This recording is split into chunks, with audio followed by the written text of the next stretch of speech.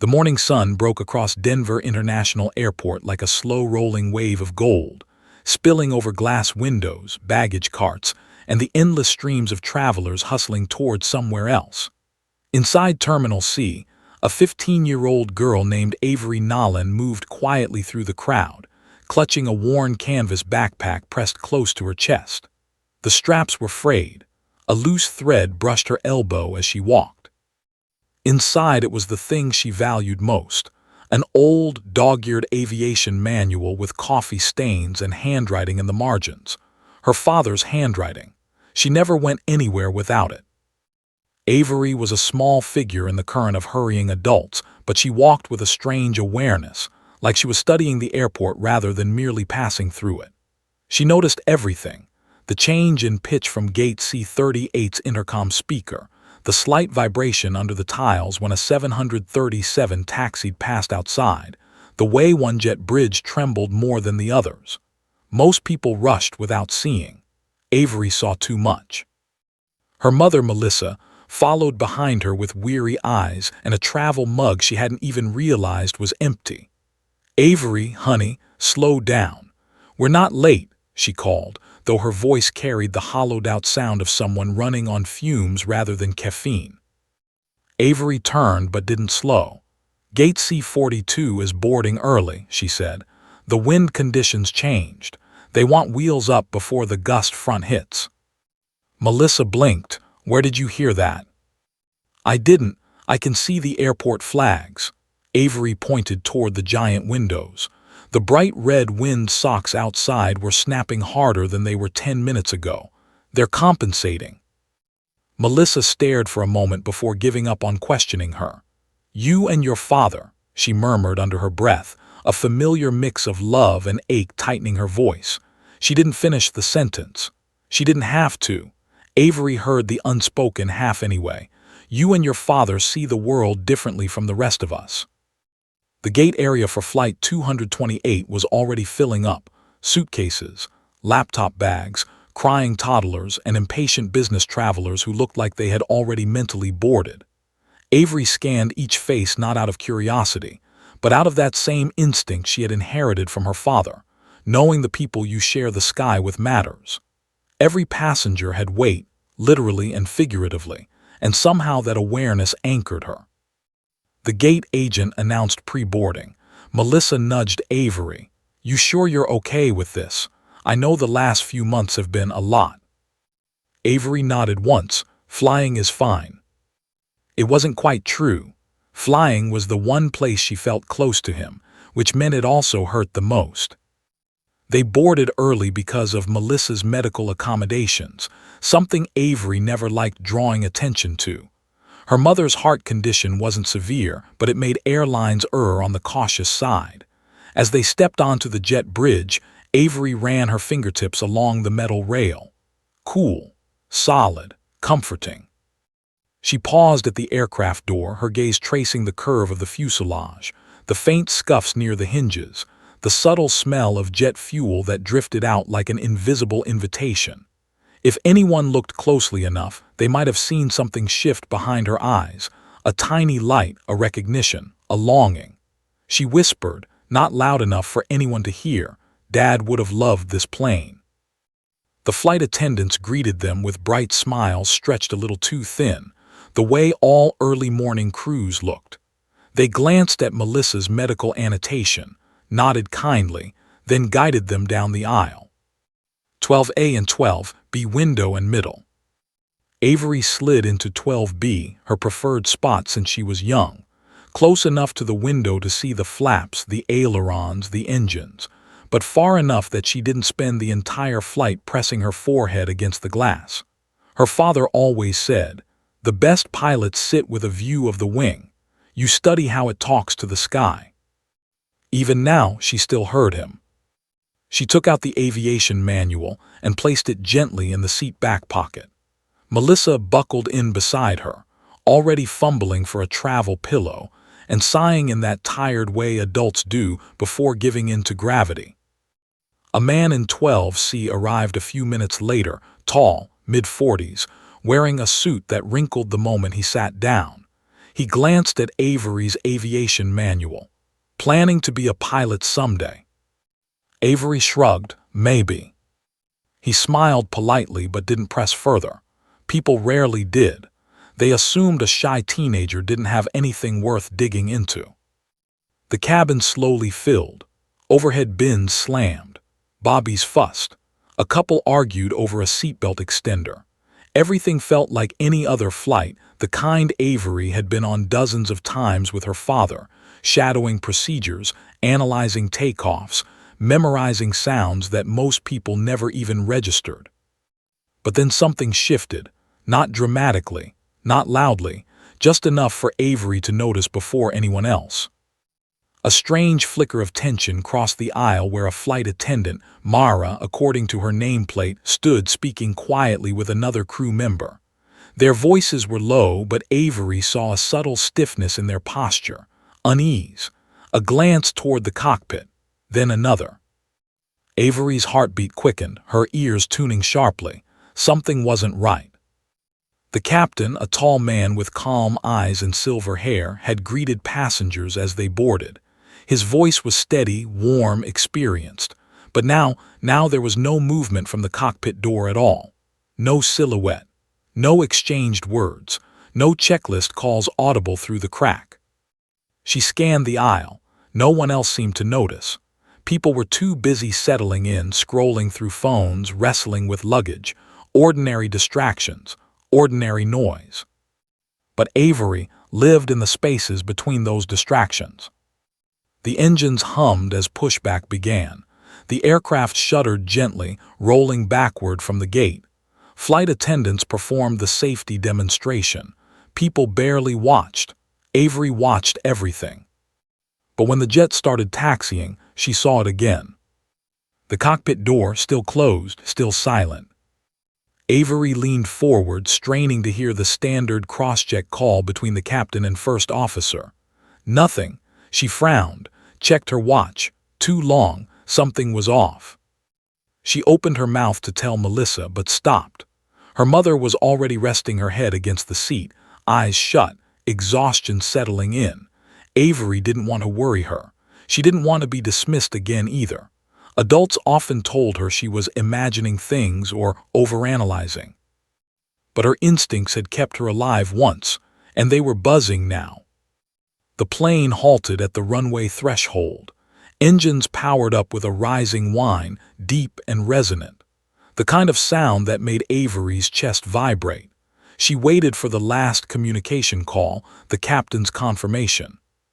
Still nothing. The co-pilot's voice crackled through the PA, unusually strained. Ladies and gentlemen, we're cleared for takeoff. The engines roared. The acceleration pressed Avery back into her seat as the runway rushed beneath them. Her pulse matched the rhythm of the wheels hitting the seams in the pavement. But the cockpit door, her eyes locked onto it, never moved, not once. The wheels lifted, the plane climbed. Passengers cheered softly. A toddler clapped. The businessman beside her resumed typing on his laptop as if nothing unusual had happened. But as the aircraft pierced through the first low layer of cloud, a sudden muted thud came from behind the cockpit door. Not loud, not violent, but unmistakably wrong. Avery's breath hitched. No one else reacted. She waited, listening, every muscle tense. Then came another sound, this one sharper, like something or someone shifting heavily inside the cockpit. A flight attendant started walking toward the front, but she slowed, frowning. Her eyes narrowed at the door. Avery felt the shift in the air pressure, the subtle wobble in the climb angle. Her voice came out barely above a whisper. Something happening up there. The flight attendant reached the door. Knocked. Waited. Knocked again harder. No answer. And for the first time since boarding, fear flashed across a crew member's face. A moment later, she grabbed the emergency key from the panel. Passengers were still oblivious, phones out, earbuds in, laughter, complaints about legroom. But Avery felt the world narrow to a single point, the cockpit door. Her fingers gripped the armrests. The flight attendant slid the key into the lock, turned it, and just as the aircraft leveled off at 31,000 feet, she shoved the door open. What Avery saw inside would change the fate of every soul on that plane. And she felt her stomach drop hard. The cockpit door rattled under the flight attendant's push, sliding just enough to reveal a scene that made the blood drain from her face.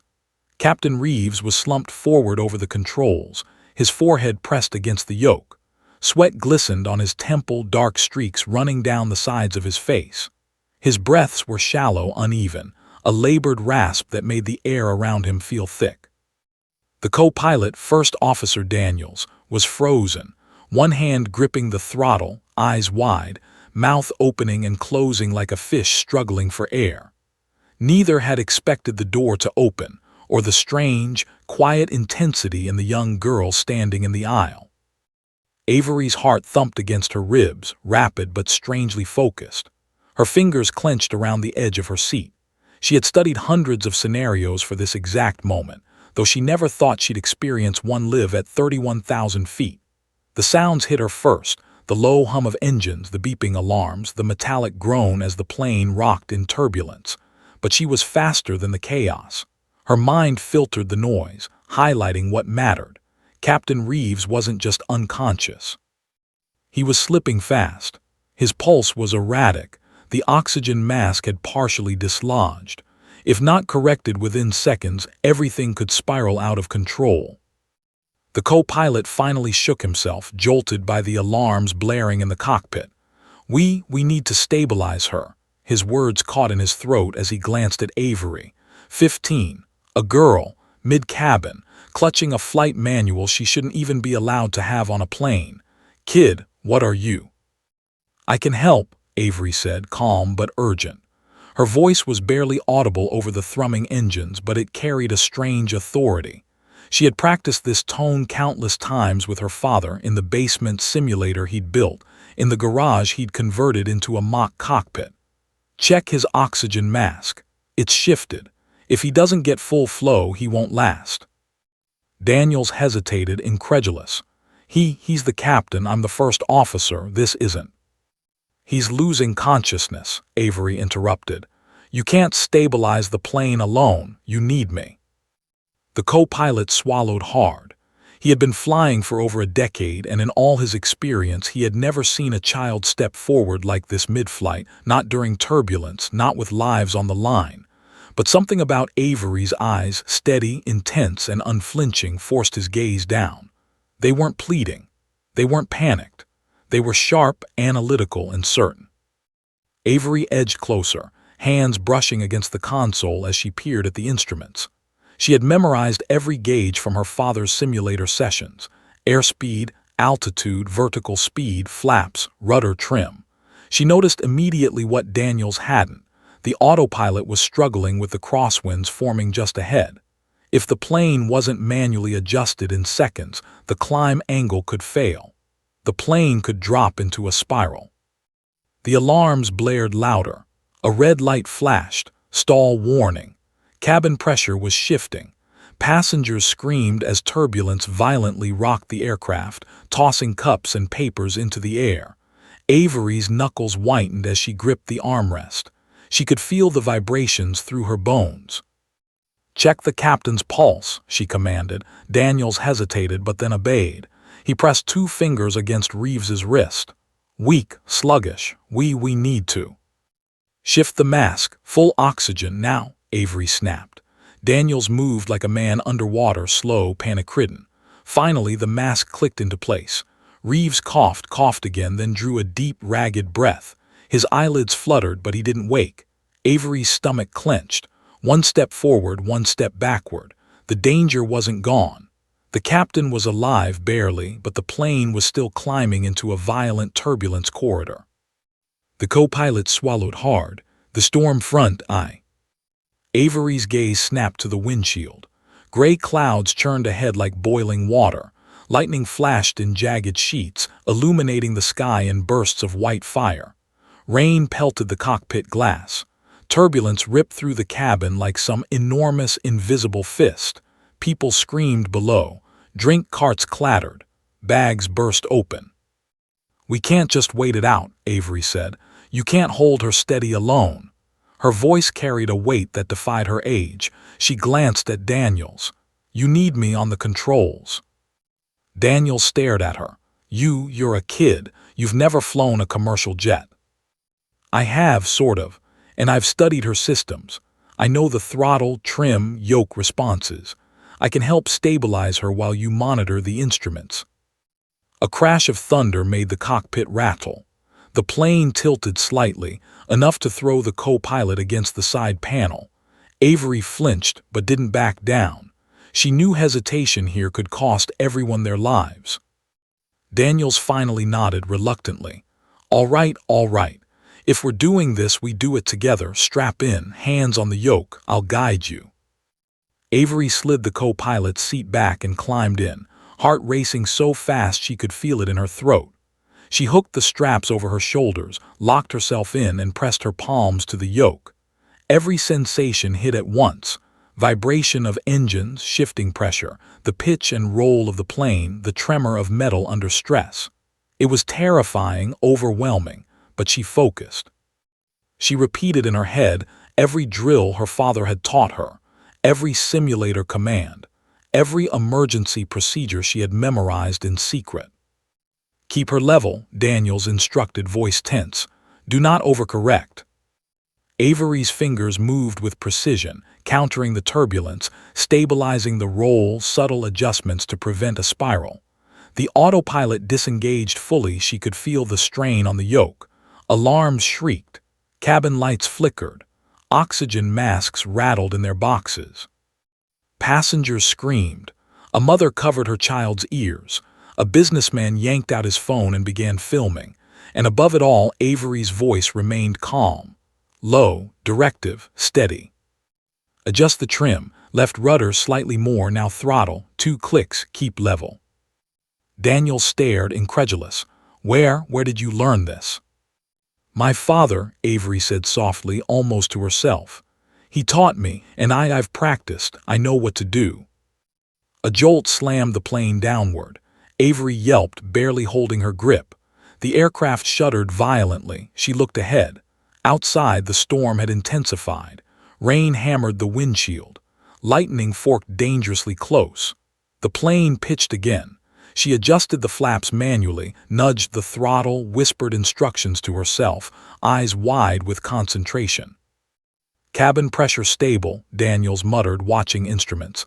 I can't believe this. You're saving us." "I'm not saving us yet," Avery replied, voice taut with urgency.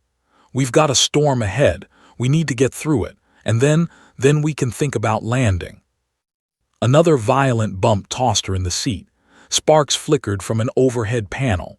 The plane groaned, wings flexing like living things. Cabin lights flickered, shadows dancing across terrified faces. The first officer's hands shook as he monitored the systems. The captain stirred weakly, groaning, rolling his head slightly to one side. He didn't wake. Not yet. Avery's pulse raced. She had never faced a real-life situation like this, not even close. But she couldn't panic, not now. The lives of 178 people, including her mother, depended on her keeping control of a machine she had only ever imagined mastering in simulations. Outside, the storm loomed larger. Gray clouds roiled, wind gusting unpredictably. Lightning slashed the sky. She felt the plane dip toward a turbulent corridor that would tear it apart if mismanaged. Her hands gripped the yoke tighter. Daniels swallowed, voice tight. "We're approaching crosswind turbulence. The instruments show potential roll beyond safe limits. Can you handle it?" Avery inhaled, eyes focused on the artificial horizon. "I have to, no choice." She nudged the yoke, tilted the wings slightly, adjusted the throttle. Alarms shrieked in response to their movements. The plane groaned in protest, then slowly righted. Passengers screamed, cried, and clutched seats. Avery barely noticed. She was all calculations, reflexes, and instinct. She whispered under her breath, "Just like Dad taught me. Just like Dad taught me." The co-pilot watched her, disbelief etched in every line of his face. A child, a girl, was doing what he had trained years for. She was fighting for every foot of altitude, every degree of roll, every life on board. The cockpit door rattled again behind them as a flight attendant peeked in to check. Her eyes widened in shock at the sight of Avery at the controls, tiny fingers wrapped around the yoke, face pale and determined. Avery didn't notice. She was focused, fighting a storm no simulator had fully prepared her for, and as the aircraft leveled, barely, over the worst of the crosswinds, the co-pilot's voice trembled. You're actually doing it. You're flying this plane." Avery nodded once. Her eyes scanned the instruments, then the windshield. Ahead, the storm thickened, dark and unforgiving. Rain lashed the cockpit glass. Thunder cracked so close it shook the entire fuselage. And then the plane jolted violently again, wings tilting sharply, nose dropping. Avery's heart leapt into her throat. She adjusted, pushed, countered, but outside the storm waited like a predator. Seconds stretched, the plane trembled, the passengers screamed. And Avery whispered, almost inaudibly, "We're not out yet." Plane shuddered violently as the storm ripped at its wings. Passengers screamed and clutched whatever they could, armrests, each other, even the seat in front of them. A toddler wailed in a high-pitched scream that made every adult flinch. Tray tables snapped open midair, spilling coffee, water, and plastic cutlery. Avery's eyes scanned the cabin through the corner of her vision, but she couldn't let it distract her. Lives depended on her focus. Every second counted. The co-pilot's hands shook on the controls, trying desperately to stabilize the aircraft. He had been trained for emergencies, but never like this. Never with a child, barely 15, stepping into the cockpit as if she had been born for this moment. I can't do it alone," he admitted, voice tight with panic. The storm outside seemed to mock him, lightning slicing across the clouds like jagged knives, rain hammering the cockpit windows. Every jolt of turbulence was a reminder of how fragile their situation had become. Avery's fingers gripped the yoke tightly, feeling every vibration, every tremor, every subtle shift in pitch. She was small, but her movements were deliberate, precise. Years of study and endless hours in her father's simulator guided her now. She adjusted the throttle slightly, nudged the rudder trim, and countered the plane's roll. The alarms blared, warning of dangerous angles, but she ignored them. They were redundant to her calculations. Her voice broke through the storm, low and urgent. "Cabin pressure is stable for now, but we're losing altitude too quickly. Adjust the flaps incrementally, 5 degrees. Left rudder 2 clicks, keep the wings level." Daniels froze, staring at her in disbelief. Where did you learn this?" "My father, he taught me everything," Avery replied, voice calm but tense. "I've practiced this. You have to trust me." Another violent jolt slammed the plane, knocking Avery's glasses askew. She pushed them back, blinking rapidly, then returned her gaze to the instruments. The autopilot had disengaged fully, and every motion of the aircraft now relied on her instinct and memory. Every turbulent spike was a test, every vibration a message. She had never felt this alive and terrified at the same time. Below, passengers screamed louder as the cabin tilted slightly. Drinks sloshed, luggage tumbled from bins, and oxygen masks rattled. Some travelers shouted over the din, demanding explanations. Others prayed. Avery's mother gripped the seat beside her, eyes wide with fear, unaware that her daughter had taken control of their survival. "Adjust the trim," Avery commanded. "Right 2 clicks, increase throttle gradually, keep her level." Daniels obeyed, watching her hands as if expecting them to falter. They didn't. She moved with the confidence of someone who had rehearsed this exact moment countless times. The plane steadied slightly. The co-pilot's jaw slackened in astonishment. I can't believe this is happening," he muttered. Avery's mind raced. The storm was relentless, growing darker, the crosswinds more unpredictable. Outside, lightning illuminated the cabin in strobe-like bursts, making shadows dance across terrified faces. Rain hammered against the fuselage with relentless intensity. The plane pitched again, and passengers screamed, some crying outright. But Avery's eyes stayed fixed on the instruments, on the horizon, on the subtle shifts in the yoke's resistance. A sudden sharp alarm pierced the cockpit. Stall warning, altitude dropping. Her stomach lurched. The stall warning meant they were approaching a dangerous angle of attack.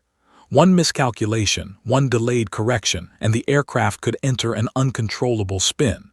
She exhaled, forcing her hands to move calmly, precisely. She nudged the throttle forward, adjusted the yoke, countered the roll. The plane groaned, its metal skin flexing under the strain, but it responded. "Keep her steady," she called. The co-pilot repeated her words to the captain, though Reeves barely stirred. His eyes flickered open, half-conscious, but the oxygen mask had revived him enough to breathe. Avery's attention stayed on the controls. There was no time for gratitude, no room for relief. A young flight attendant appeared at the cockpit door, her expression a mixture of horror and awe. Is she flying?" she asked. "She's controlling the plane," Daniel said, his voice barely audible over the alarms. She's actually flying it." Avery didn't have time to respond. Another violent jolt threw her against the seat harness. Sparks flickered from the overhead panel as the plane pitched forward. She whispered under her breath, "Dad, help me remember." Every movement was instinctual, every adjustment calculated.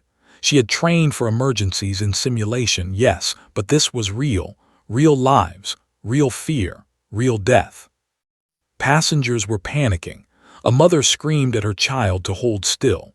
A businessman's laptop flew across the aisle. Drinks spilled. Oxygen masks rattled. And all around her, the storm howled like some angry deity intent on testing their fate. Avery glanced at Daniels. His hands were shaking, but he trusted her. For a moment he let go of the yoke completely, monitoring the instruments only. We might make it," he muttered, disbelief written across his face. "Not yet," Avery whispered. "The storm isn't done with us. We have to get through it first." The aircraft dipped violently again. Sparks shot from a panel as the turbulence threatened to tear the plane apart. Avery held firm, adjusting the throttle, nudging the yoke and shifting the rudder trim. The plane responded ever so slightly, inching back toward stability. Then came another jolt, sharper than before. The plane lurched violently, throwing passengers into seats and overhead bins. A scream cut through the chaos, a mixture of fear and disbelief. Avery's mother clutched her tightly, unaware of the girl's heroics. "Brace for impact if we lose control," shouted a panicked passenger. Avery shook her head, voice calm but firm. "No, not yet. We can fight this. We can survive." Lightning flashed directly ahead, illuminating a thick wall of storm clouds. The plane was heading straight into the worst part of the turbulence corridor. Wind gusts threatened to push them into a dangerous roll. The co-pilot's face was pale, sweat dripping down his temples. "We can't hold her much longer," he said, voice trembling. Avery inhaled deeply, feeling the vibration of the engines through her bones. We have to fight it," she said, voice barely audible over the roar. "Throttle forward, keep the wings level, adjust rudder slowly." Her fingers moved with precision, countering the plane's violent shakes. The stall warning continued to scream, a cruel reminder that failure was not an option. Sparks from overhead panels flickered and the cabin lights dimmed and flashed, but she didn't look away from the instruments. Passengers below were screaming, crying, praying. A child's wail pierced the cabin, a sound that made Avery's chest tighten. But she didn't falter. She pushed the yoke forward slightly, nudged the rudder, adjusted the trim. The plane groaned but held. "Steady, steady," she muttered under her breath. The co-pilot glanced at her, eyes wide with disbelief. You're actually doing this," he said. You're keeping us alive." Avery didn't answer. Her eyes were on the windshield, on the instruments, on the subtle shifts in airspeed and pitch. The storm outside raged, but she held the line, one hand on the yoke, the other adjusting throttle and flaps. Then came another violent shudder, stronger than the rest. The plane tilted dangerously. Passengers screamed, clutching each other. Overhead bins popped open, sending luggage tumbling. The co-pilot shouted instructions, but Avery had already anticipated the movement, countering it with a subtle shift of the yoke and a nudge of the throttle. The plane stabilized, just barely. Avery exhaled slowly, feeling the tremor in her hands. The storm wasn't over. The worst was yet to come. But for now, they had survived another terrifying moment. She looked down at the cabin. Faces pale, eyes wide, hands clutched in prayer or frozen in terror. And she whispered almost to herself, "We're not out of this. Not yet." Storm didn't let up. Outside, the sky was a roiling mass of dark gray clouds, streaked with jagged lightning that illuminated the terrified faces in the cabin in brief, ghostly flashes. Rain lashed the cockpit windows, hammering the fuselage with relentless intensity. The plane pitched violently, wings tilting at angles no sane pilot would willingly risk. Inside, Avery Nolan's knuckles were white around the yoke, her eyes locked on the instruments with laser focus. The co-pilot, First Officer Daniels, was sweating through his uniform, hands trembling, watching her work like a man witnessing a miracle. "Altitude dropping too fast," Daniels shouted over the roar of the engines and the shriek of alarms. "We can't climb in these gusts. The flaps are maxed. She's going to stall."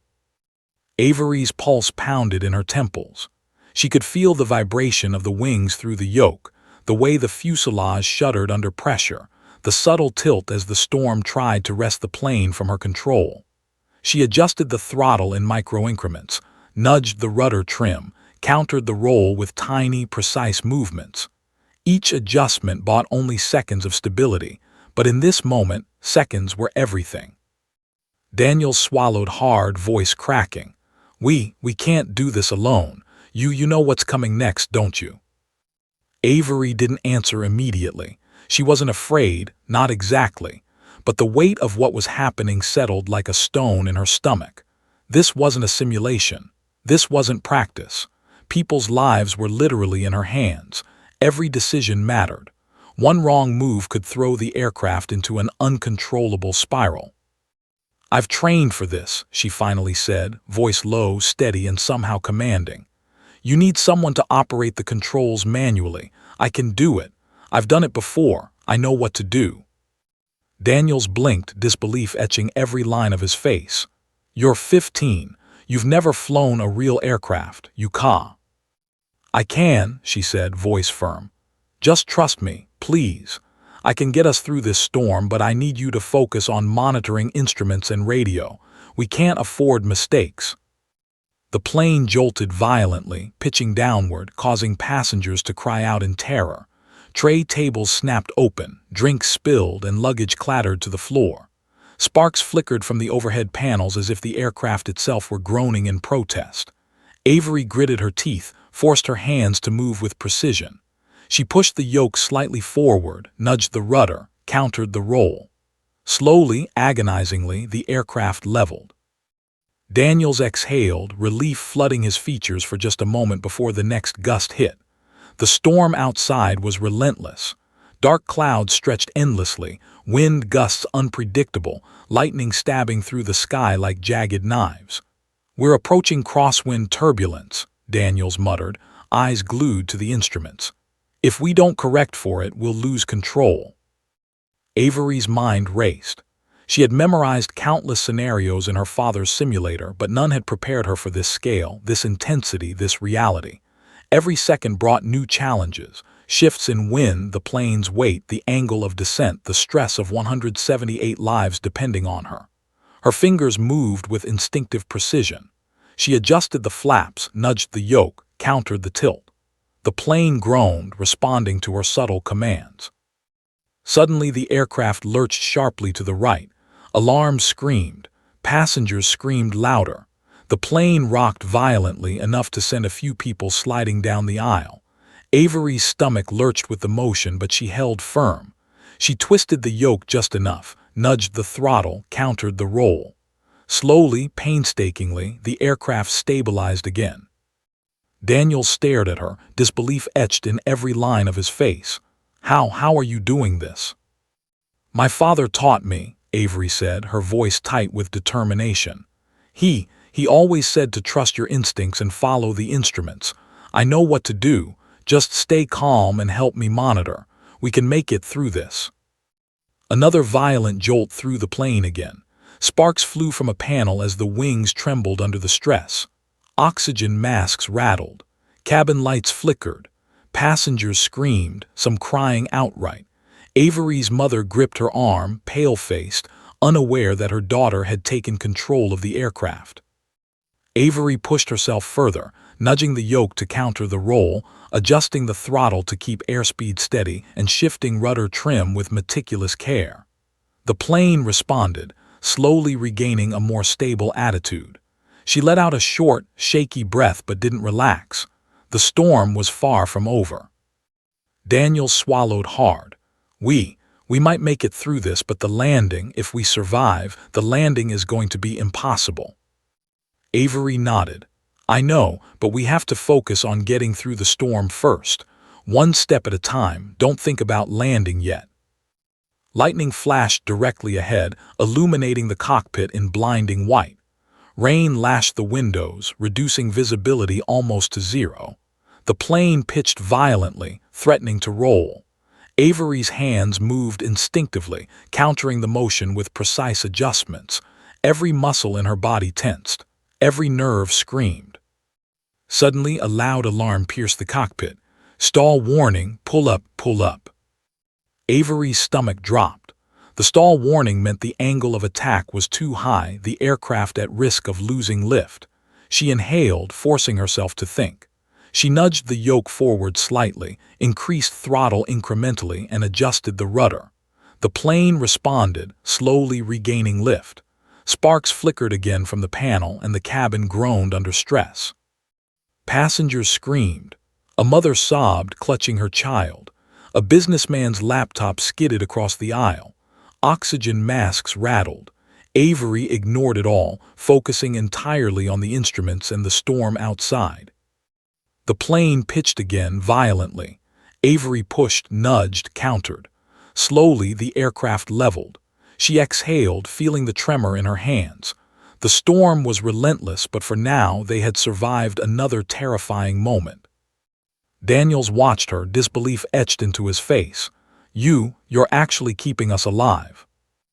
Avery didn't answer. She couldn't. She had to keep going. The storm wasn't done with them yet. She adjusted the throttle, nudged the yoke, and whispered instructions to herself. Steady, steady, stay alive, keep her level, keep them safe. Outside, the storm raged, dark clouds stretching endlessly, lightning stabbing through the sky, wind gusts threatening to tip them over. The plane groaned, its metal skin flexing under the strain. Inside, Avery's pulse raced, but her hands were steady, her mind focused, her eyes locked on the horizon. And as the aircraft leveled, just for a moment, Avery whispered, almost to herself, "We're not out of this, not yet." Because she knew, deep down, the hardest part was still ahead. The storm had no mercy. Outside, lightning forked through the sky, illuminating the twisted clouds like molten metal. Rain slammed against the cockpit windshield in a relentless torrent. The fuselage shuddered under the assault, and every vibration vibrated through Avery's bones. The passengers screamed below, some clutching seats, some crying, some silent in terror. Tray tables rattled, luggage tumbled from the overhead bins, and the plane rocked violently with every gust. But inside the cockpit, Avery's focus was absolute. Every ounce of fear she felt had been harnessed, channeled, and sharpened into instinct. "Throttle," Daniels shouted, his hands trembling as he attempted to stabilize the plane. The flaps were maxed, and the autopilot had completely disengaged. He was skilled, trained, experienced, but one person alone could not handle this storm. Not like this. not with Captain Reeves unconscious and the aircraft pitching violently in the gusting crosswinds. Avery's fingers closed around the yoke. Her palms felt the vibrations, the subtle twists, the way the wings flexed like living things. She could almost hear the plane speaking through the controls, the flaps resisting, the ailerons straining, the rudder pulling in response to wind gusts. Her father had told her that every plane had a personality, that it would respond differently in turbulence depending on weight distribution, wind speed, and altitude. She felt that personality now, and for the first time she understood what he had meant. "Take the controls," Daniels said, voice hoarse. He finally stepped aside, leaning back, trusting her completely for the first time. I can't keep her steady alone." Avery's pulse raced. This was it, the moment she had prepared for in her father's garage in secret with hours of simulated crises. She slid fully into the co-pilot's seat, harnessed herself in, and gripped the yoke. Every muscle tensed as she felt the weight of the aircraft pressing into her hands. She whispered under her breath, "You've got this, just like we practiced." The plane lurched violently as a gust slammed it sideways. Sparks flickered from the overhead panel. Alarms shrieked. The cabin lights flickered. Avery's stomach jumped, but she didn't flinch. She nudged the yoke slightly, adjusted throttle, countered the roll with micro-movements, and felt the aircraft respond. Slowly, painstakingly. Daniel's hands hovered over the instruments, assisting when needed. "Flaps, adjust manually. We can't rely on the autopilot," he shouted. Avery nodded, her eyes scanning the gauges. Incrementally, 5 degrees, left rudder slightly more. She moved with precision, each adjustment saving precious seconds. The plane tilted dangerously, passengers screaming below, but it held just enough. Captain Reeves stirred, groaning, rolling his head slightly. His oxygen mask had revived him enough to breathe, but he wasn't coherent. He looked at Avery with confusion, then alarm. His eyes widened as he registered the young girl commanding the yoke, battling the storm like a seasoned pilot. The cockpit windows rattled as another gust slammed them. Lightning struck nearby, casting eerie shadows across the instruments. Avery nudged the yoke, adjusted the trim, and whispered commands to herself. "Steady, steady, wings level, throttle steady." Every motion was precise, every breath measured. The storm was relentless, but for now they had stability. Daniels glanced at the radar. "Crosswinds ahead, severe. You'll need to manually counter the roll, use small, controlled inputs." Avery nodded. She had visualized this exact moment countless times. The plane responded to her subtle commands, inching through the storm. Sweat dripped down her face, her hands cramped from tension, but she didn't stop. She couldn't. Every soul on board depended on her. Lightning struck close again, blindingly bright, shaking the fuselage. Avery's heart leapt into her throat. The plane pitched downward sharply, and passengers screamed as it rocked violently. She forced herself to breathe, nudged the yoke forward slightly, pushed the throttle gradually, countered the roll, and leveled the aircraft again. The storm still raged, but for now she had it. Daniel's voice was awestruck. I've never seen anyone fly like this." Avery didn't answer. She couldn't. Her focus was absolute. The instruments, the yoke, the throttle, the rudder, the horizon outside, the turbulence, the plane's responses, they all required total concentration. She adjusted the flaps, nudged the yoke, countered a sudden gust, and whispered instructions under her breath. "We survive this, we survive this." The cabin was chaos. Passengers screamed, clutched each other, prayed. Oxygen masks rattled. Luggage tumbled. A toddler cried incessantly, but Avery blocked it out. She could feel the plane's personality, the way it resisted, the way it begged for careful handling. She responded with instinct, precision, and a strange calm that belied her age. Another violent jolt slammed them, tossing passengers into seats. Avery's stomach dropped. Sparks flew from the overhead panel. She whispered to herself, "Steady, steady, you've got this, just like Dad taught you." She nudged the yoke, adjusted throttle, countered the roll, and the aircraft responded. Slowly, painstakingly. They were alive. Daniel swallowed hard. You're keeping us alive. I'm not done yet, Avery said, voice low but firm. The storm isn't finished. We have to fight it all the way. Lightning flashed again, revealing the dark, heaving clouds ahead. Rain lashed at the cockpit. The plane pitched, rolling slightly in the wind. Avery adjusted, countered, stabilized. The storm was relentless, but she held the aircraft steady. Passengers continued screaming, but the worst of the turbulence seemed to pass slightly. Avery exhaled slowly, feeling the tremor in her hands. For now, they had survived another terrifying moment. Daniels glanced at her, disbelief and awe etched into his features. I don't know how you're doing this, but thank you. You're incredible. Avery didn't respond. Her eyes were on the instruments, scanning, calculating, adjusting. She knew the storm wasn't over. She knew the hardest part, landing, was still ahead. But for this moment she had control. And as the aircraft leveled in the brief calm, Avery whispered almost to herself, "We're not done yet, not by far." The plane shuddered slightly, rain pelting the windshield. Another gust approached. Another test awaited. The passengers below had no idea who was keeping them alive. A 15-year-old girl in 12B had taken control of their fate. And for the first time, Avery realized the terrifying truth. She might be the only one capable of bringing them down safely. The storm had reached its full fury. Outside, the sky was a roiling black mass, lightning stabbing through thick gray clouds in blinding bursts. Rain hammered the cockpit windshield in relentless sheets. The plane shuddered violently, pitching and rolling with each gust of wind. Inside, passengers screamed, prayed, and clutched one another in terror. Drinks spilled, luggage tumbled from overhead bins, and oxygen masks rattled violently.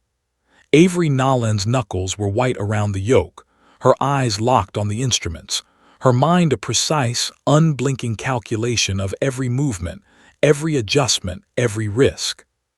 Altitude dropping, we're losing too much speed. First Officer Daniels shouted, voice cracking with panic. His hands shook as he tried to monitor the systems. If we don't stabilize, we'll stall and... We won't stall, Avery interrupted, voice calm but commanding. Her hands moved with almost surgical precision, adjusting the throttle, nudging the yoke, trimming the rudder. Every movement was deliberate. Every adjustment brought a fraction of stability, enough to prevent disaster for now. The plane groaned under the strain, its metal frame bending slightly under the wind's fury, but it responded to her commands. "Keep the flaps incremental," she said, eyes scanning the instruments. "Left rudder 2 clicks, throttle forward gradually, don't overcorrect." Daniel swallowed hard, eyes wide. You know exactly what you're doing." Avery didn't answer. Focus consumed her. The storm outside was like a living creature, testing every ounce of skill and courage. Lightning illuminated the clouds in jagged flashes. Rain smashed the fuselage. The plane pitched violently. Sparks flickered from the overhead panel. Passengers screamed again. Some were crying. Some shouted prayers. A toddler wailed inconsolably. And through it all, Avery remained perfectly centered, riding the chaos with steady hands and an unwavering mind. She whispered to herself, "Steady, steady, you've got this." The co-pilot's voice trembled. "We need to start descending. The storm won't let up forever, but the landing, it's going to be impossible." Avery nodded, barely blinking. "We focus on one thing at a time, descent first, survival second, landing later." The storm howled around them, but she began a calculated descent. Every movement had to be precise. Too steep, and they risked stalling. Too shallow, and the plane could be tossed sideways, smashed against invisible turbulence pockets. Avery adjusted throttle, yoke, and trim with delicate control, guiding the aircraft down through the hellish clouds. Daniels monitored instruments, calling out adjustments as Avery executed them flawlessly. Heading stable, airspeed holding, lift normal, but wind shear detected at 3,500 feet. Brace for turbulence. Avery's stomach dropped. She could feel the sudden gusts battering the wings. Sparks flew from the overhead panels. Passengers screamed again as the cabin lurched violently. Avery whispered commands under her breath.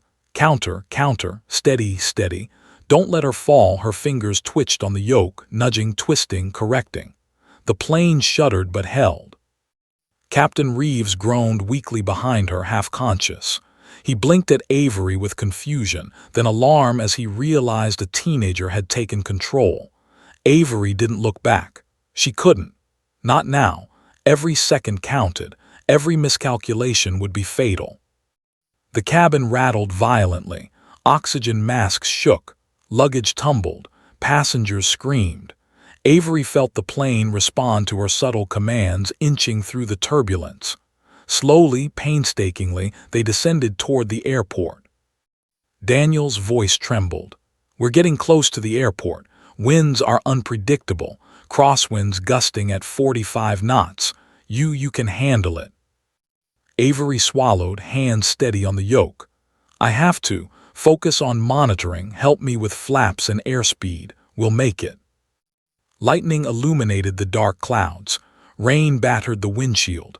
The plane pitched violently. Avery adjusted the yoke, nudged the throttle, trimmed the rudder. The plane responded, slowly, painstakingly. They were alive. Cabin pressure stable, Daniels muttered. I can't believe this is happening.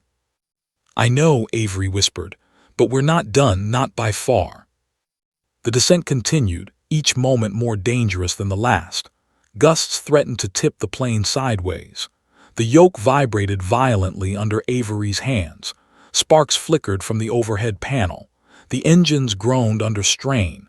Every passenger clutched whatever they could, eyes wide with terror. Prepare for final approach, Daniels said, voice shaking. Crosswinds are extreme. We'll need precision. Avery nodded, swallowing hard. Her father's voice echoed in her memory, trust the instruments, trust yourself. One movement at a time, she whispered to herself. One movement at a time, she adjusted the yoke, nudged the throttle, countered the roll, kept the wings level. The plane lurched violently again. Sparks flew from the panels. The cabin shook. Passengers screamed. Avery's pulse raced, but her hands were steady. Every adjustment was deliberate, calculated. Slowly, the plane leveled. Altitude 1,000 feet. Airspeed stable. Heading stable, Daniels reported. You're bringing her down alive. Avery didn't respond. She couldn't. Not yet. The landing would be the hardest part. The storm wasn't finished. Gusts of wind battered the fuselage. Rain lashed the windshield. Lightning flashed, illuminating the twisted, churning clouds. Her mother clutched the armrest beside her, eyes wide with terror. Avery glanced at her briefly, then returned her gaze to the instruments. Every life on board depended on her focus. Every second was critical. The plane pitched slightly, wings tilting. Avery nudged the yoke, adjusted throttle, countered the roll. Slowly, painstakingly, the aircraft stabilized. The storm outside raged, but they had survived another moment. Daniel's voice trembled. We were close. The runway, it's just ahead, crosswinds gusting like mad. Can you land her? Avery's throat tightened. She swallowed hard. This is it, she thought, the hardest part. One step at a time, one movement at a time. She adjusted the yoke, nudged the throttle, trimmed the rudder. The plane responded, slowly, painstakingly. Lightning flashed again. Rain pelted the windshield. The plane pitched violently, sparks flew, cabin lights flickered, passengers screamed. Avery whispered, almost inaudibly. We're not done yet, but we're getting there. The runway was ahead, barely visible through the storm. Gusts threatened to push the plane sideways. The aircraft trembled. Every passenger clutched their seat, some closing their eyes. Avery's pulse raced, hands gripping the yoke. Every adjustment, every nudge, every counter was critical. And in that moment, she realized something terrifying. The real test, the landing, was about to begin. The storm had escalated into a full-blown tempest. Outside, the sky churned with violent black clouds, jagged lightning stabbing through the darkness like molten swords. Rain pelted the cockpit windows with such intensity that visibility was nearly zero, and the fuselage groaned under the assault. Every vibration rattled through Avery Nolan's bones as she gripped the yoke with white-knuckled determination. Behind her, First Officer Daniels, sweating and pale, monitored the instruments with a tremor in his voice, desperately calling out numbers and adjustments. The passengers below screamed, clutching seats, praying, crying, and some silent in sheer terror. "Altitude dropping fast," Daniels shouted, panic lacing his voice. "We're losing too much airspeed if we can't stabilize." "We will stabilize," Avery interrupted, voice calm but commanding. Her fingers moved with instinctive precision, nudging the yoke, adjusting throttle, trimming the rudder. Each micro-adjustment sent subtle vibrations through her arms as the aircraft responded. The plane groaned in protest, metal flexing under the wind's assault, but it held, fragile, tense, alive. Daniels swallowed hard, eyes wide. I can't believe this. You're controlling her." "I have to," Avery replied. "We're not out of this yet." Her voice, though quiet, carried a clarity and authority that made Daniels pause. He realized she was no ordinary teenager. She was a prodigy molded by years of simulation and obsession, forced into a moment no simulator could truly replicate. The plane jolted violently.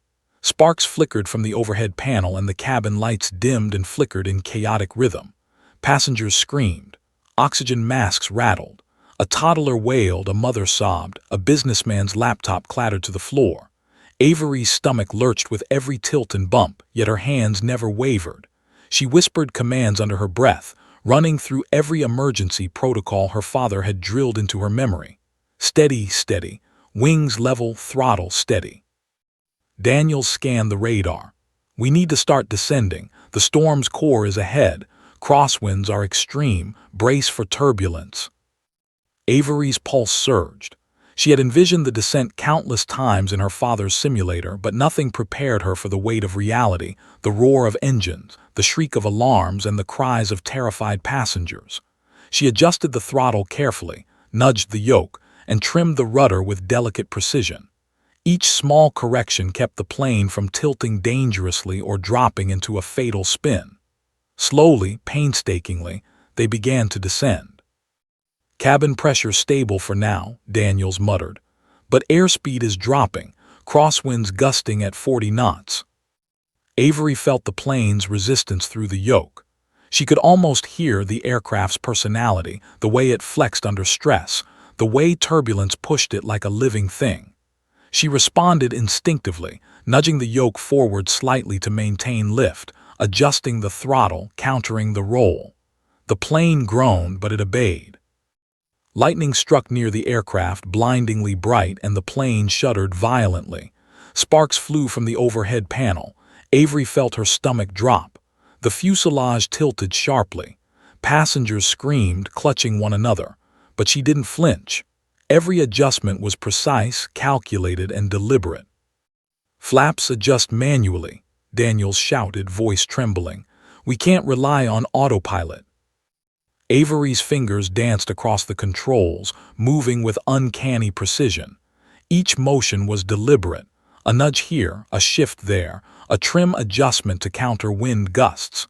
The aircraft responded incrementally, inching through the violent turbulence.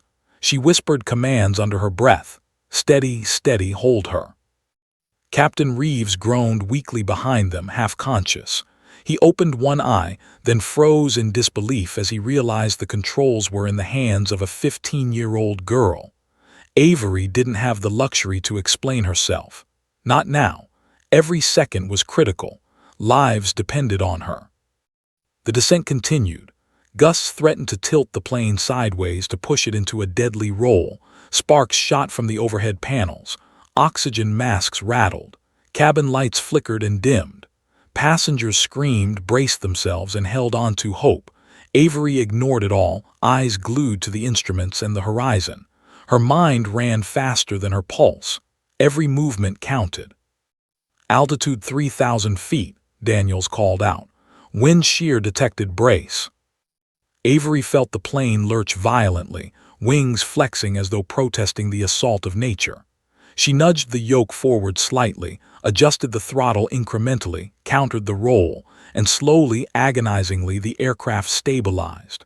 The tremor in her hands was intense, but she remained focused. She whispered to herself, one step at a time, one adjustment at a time. The cabin continued in chaos. Screams, cries, rattling luggage, and snapping tray tables filled the air.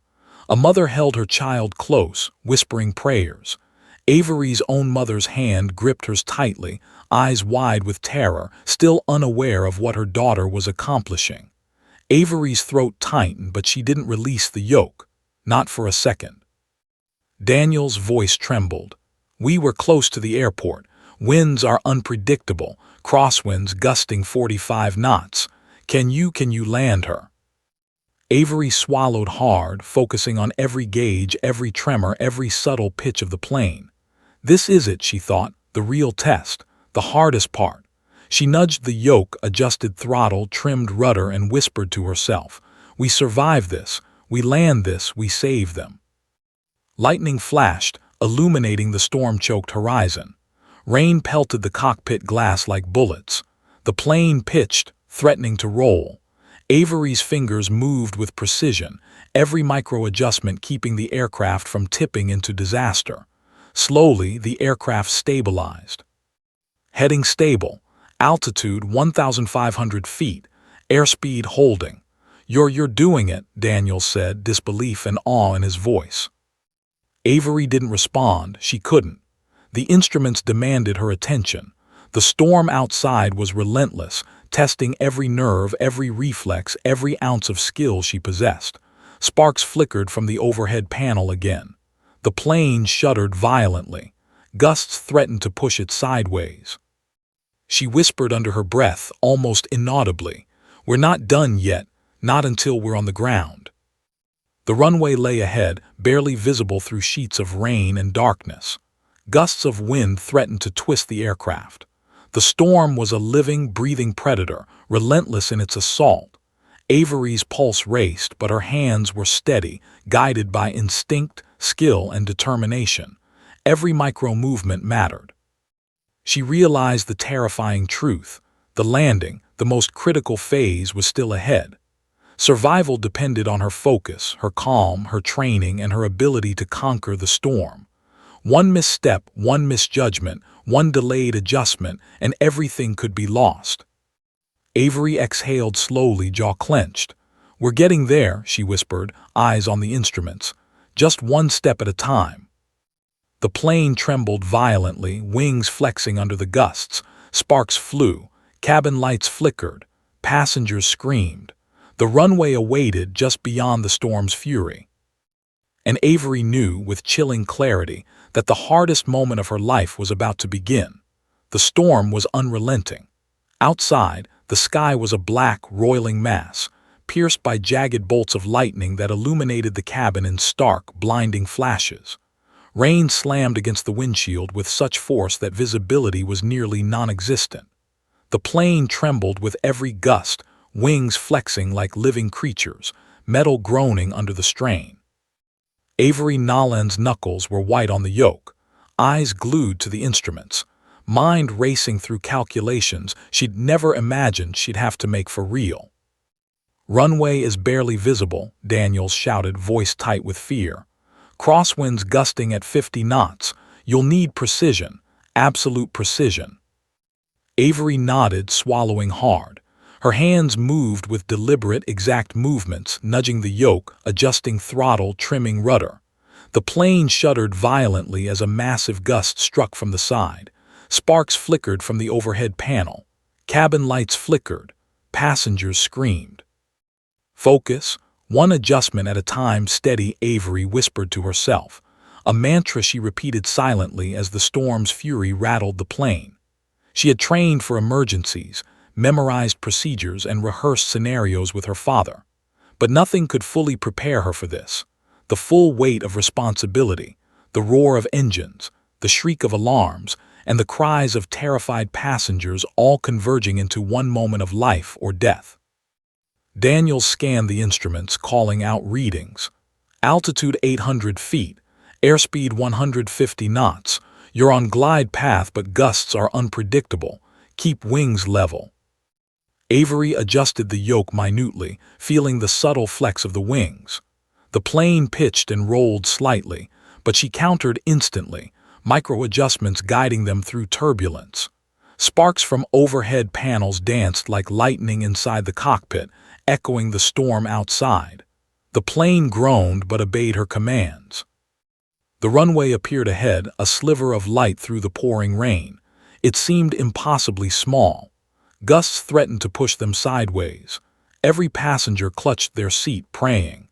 The tension in the cabin was palpable, each heartbeat synchronized to the trembling of the aircraft. Avery swallowed, her pulse racing, yet her hands remained steady, instincts guiding her. Flaps at 30 degrees. Airspeed stable.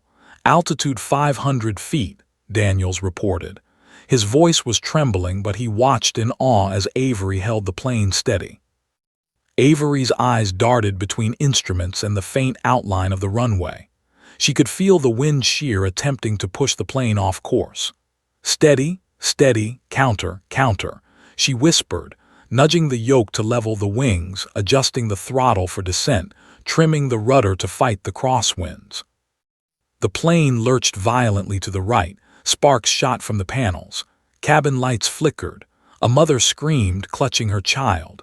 Avery's stomach dropped, but she didn't falter. She nudged the yoke, countered the roll, and slowly regained control. The runway remained ahead, though barely visible. Daniel's voice trembled.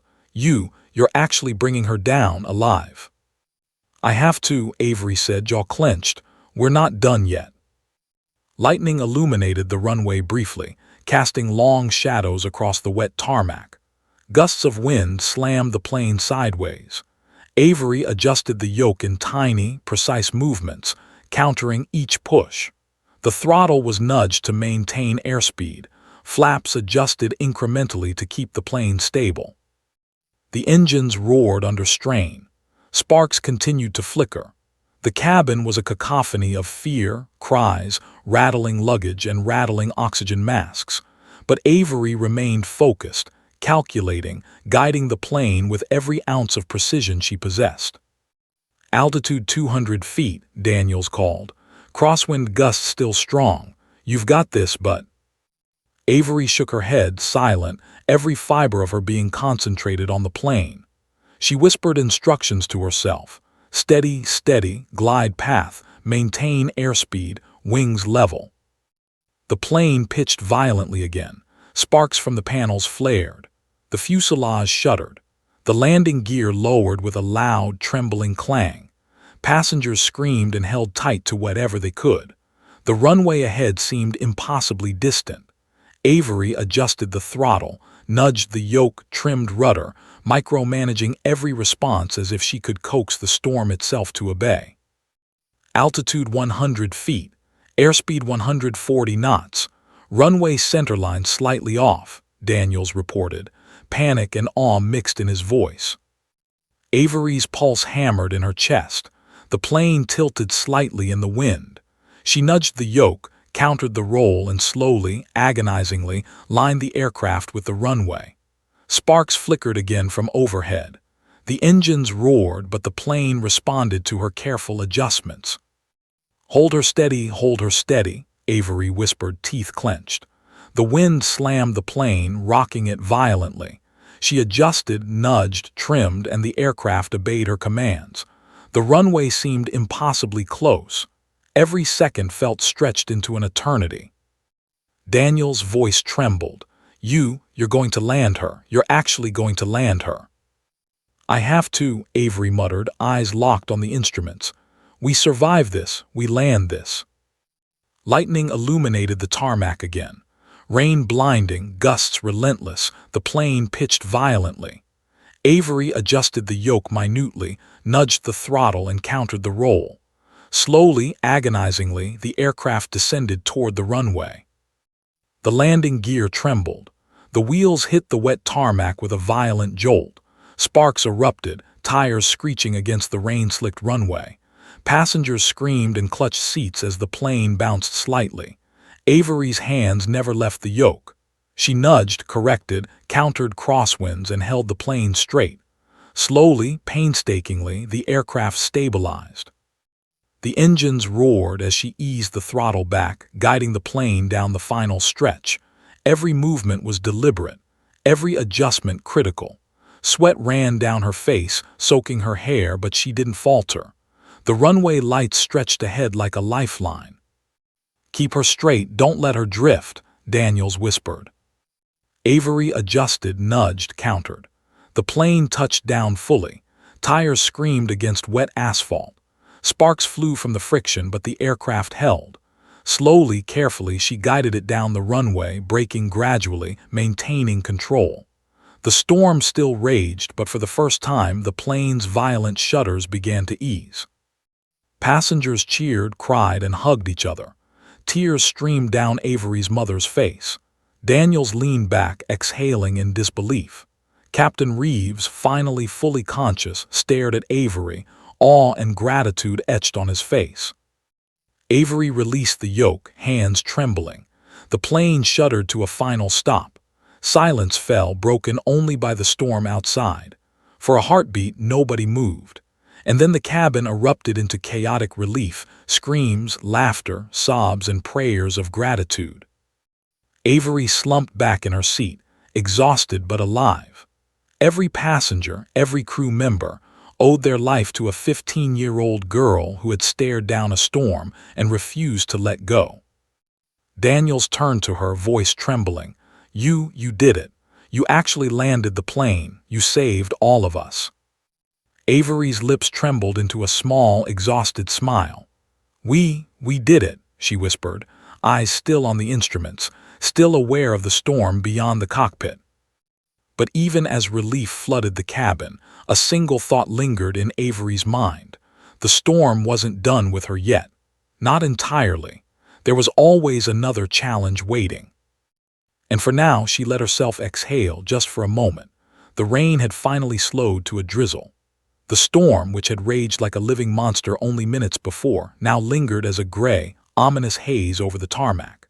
Emergency vehicles streaked down the runway with flashing lights, fire trucks and ambulances racing to ensure the passengers were safe. Yet there was no panic, no chaos, only the sound of wet tires on asphalt, subdued murmurs, and the occasional sob of relief. Inside the aircraft, the cabin was eerily quiet. People were slowly emerging from their seats, faces pale but lit with the glow of survival. Children clutched their parents, trembling, and mothers held bobbies tightly. Passengers who had moments ago screamed in terror now hugged strangers and friends alike, tears streaking their faces. The airplane had been their world for the past hour, a cage suspended in fury, and now, safely on the ground, they could hardly believe they had made it. Avery Nolan sat in the co-pilot seat, slumped forward, her hands still on the yoke, though the plane no longer responded to her commands. Her chest heaved as she tried to catch her breath. Sweat soaked her hair, her clothes clung to her, and a fine tremor ran through her limbs. She felt every ounce of exhaustion settle into her bones, a weight she could almost touch. Her fingers ached from the tension of the yoke, but a quiet pride filled her. She had faced the storm, and she had prevailed. Her mother hurried toward the cockpit, eyes wide, tears streaming, her hands trembling as she reached Avery. "Oh my God, Avery, you did it. You saved them all." Avery's lips trembled into a small, exhausted smile. I just did what I had to," she whispered, voice cracking. I couldn't let them," she choked on the words, unable to finish. Captain Reeves, finally fully alert, approached, his uniform rumpled, his hair damp from the storm inside the cockpit. His eyes, wide with awe, focused on Avery. "I've flown for 25 years, he said slowly, voice shaking. "I've never seen anyone handle a plane like that under such conditions. You're incredible, Avery." Daniels nodded beside him, eyes still wide with disbelief. "I've never seen someone that calm, that precise, that fearless." Avery's gaze shifted toward the cabin. Passengers were slowly beginning to exit, helping one another, sharing blankets and tissues, crying and laughing in relief. She realized the enormity of what had happened. One teenage girl had literally taken control of a fully loaded commercial aircraft in the middle of a violent storm, navigating through near-impossible turbulence and landing it safely. Lives had been saved. Families had been spared unimaginable tragedy. And for the first time, the full weight of her actions settled on her shoulders. Paramedics entered the plane to check on passengers and crew. A few elderly travelers were guided down the aisle with blankets wrapped around them. Children were handed to parents, and the cabin slowly emptied. Avery remained in the cockpit, still gripping the yoke, as if releasing it would somehow undo what she had accomplished. Captain Reeves placed a hand gently on her shoulder. "You can let go now, Avery. The plane's safe. Everyone's safe because of you." She finally released the yoke, exhaling shakily. Her legs trembled, and she sank back into her seat, finally allowing herself to feel the relief and exhaustion that had been suppressed for over an hour. Daniels handed her a bottle of water, but she barely noticed, eyes still scanning the instruments, as if the plane were still alive and responding to her commands. Outside, the airport staff had begun cordoning the area, emergency vehicles retreating, lights flashing off into the gray distance. Passengers were led toward waiting buses and terminals, still murmuring about the miraculous landing. News helicopters had already begun circling, their cameras catching glimpses of the plane that had braved the storm.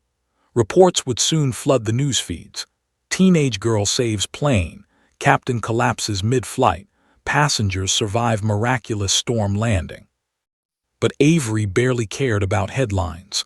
What mattered was that everyone was alive, that she had kept them alive. Her mother hugged her tightly, whispering, "You're my hero. You saved them all. You saved lives, Avery. I don't know what to say." Avery closed her eyes briefly, letting herself sink into the embrace. I just did what I had to," she repeated. The words felt hollow, though she meant them. The storm had demanded everything from her, every ounce of training, every shred of courage, every bit of instinct she had learned from her father, and yet it had left her exhausted, trembling, and forever changed. Captain Reeves approached the cockpit window and addressed the remaining crew. "Ladies and gentlemen, if you're looking for a lesson in courage, precision, and composure under pressure, look no further than this young girl. She has just done something none of us ever imagined possible." Daniels, still in awe, looked at Avery with unsteady eyes. You could have been afraid, you could have panicked, but you didn't. You faced the storm head-on. You saved everyone. I'll never forget this." The emergency teams guided the last of the passengers from the plane. Avery finally stood, legs shaky, glancing out at the storm-lashed tarmac. The sky was beginning to clear, a few pale beams of sunlight breaking through the clouds. The storm had passed, but its memory lingered in every trembling nerve, in every beat of sweat, in every look of awe from the crew and passengers. As she stepped down the stairs to meet the passengers, a wave of applause and cheers washed over her. People were hugging her, shaking her hand, expressing gratitude with tears in their eyes. Mothers pressed Bobbies into her arms. Children smiled shyly. Strangers offered words she could barely comprehend in their volume and intensity.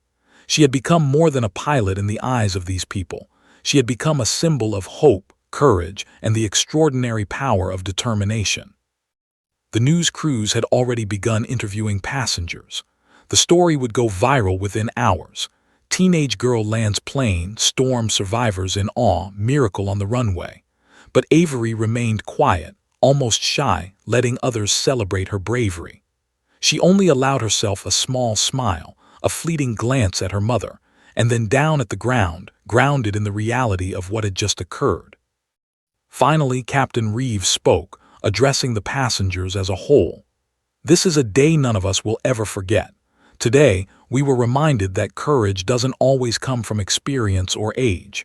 Sometimes, it comes from someone who refuses to give up, who refuses to let fear dictate their actions, and who steps up when it matters most. Avery Nolan has shown us that today. The passengers erupted in cheers again, applause echoing across the wet tarmac. Avery's mother wiped tears from her face, her heart swelling with pride. Avery felt a lump in her throat. For the first time, she allowed herself to truly feel the gravity of what she had accomplished. And as the sun finally broke through the storm clouds, casting golden light across the runway, Avery realized that life had changed forever. She had faced an impossible challenge, stared down fear and chaos, and emerged victorious, not just surviving but saving the lives of everyone on that plane. Avery looked up at the sky, feeling a quiet sense of triumph and awe. She knew that this moment would be remembered, retold, and celebrated. But more than that, she knew she had discovered something fundamental about herself. Courage was not about fearlessness. It was about taking responsibility, facing the unknown, and refusing to let others down, even when the odds were stacked impossibly against you. As the passengers were escorted away, Avery stepped aside, finally allowing herself to breathe deeply, letting the adrenaline ebb. The storm had ended. The aircraft rested safely on the tarmac, and Avery Nolan, a 15-year-old girl who had risen to a challenge no adult could have met alone, had forever changed the course of 100 lives. And somewhere deep inside, she felt her father's presence, his voice echoing in her mind. "You did it, Avery. You trusted yourself. You were ready." The storm was over. The world had survived, and so had she.